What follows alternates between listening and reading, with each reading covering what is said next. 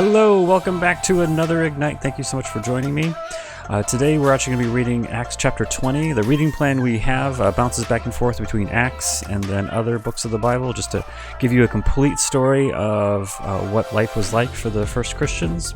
And so we are reading Acts chapter 20 today. The surfacing question, the opening question this morning is, what is the most valuable thing that you have?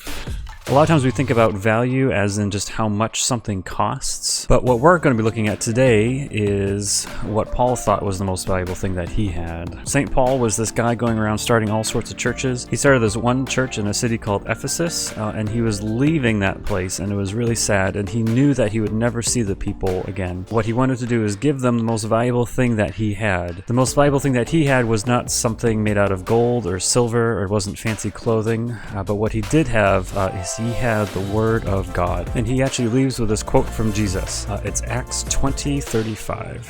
He says, "It is more blessed to give than to receive." And so what he's talking about there is, a lot of times we think the purpose in this world is just to get as much stuff as we can get. But what he is saying is that, one, it's not about stuff. And also, two, the value of things is not about just how expensive things are. What gives something value is not just the price tag, it's how much it will affect eternity.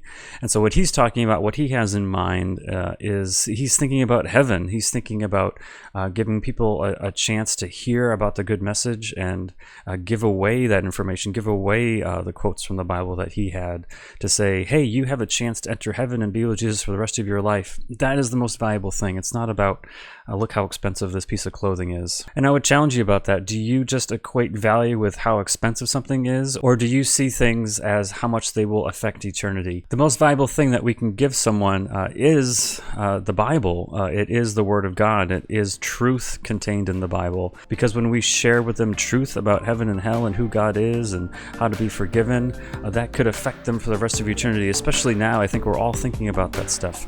I would really challenge you, what is going to affect eternity the most? Having all these expensive video games or expensive clothing, or sharing with someone the good news about Jesus and how they can be forgiven forever. Thank you so much for joining me. Be sure to check back next time at 4:30 p.m. I'll see you tomorrow. Peace.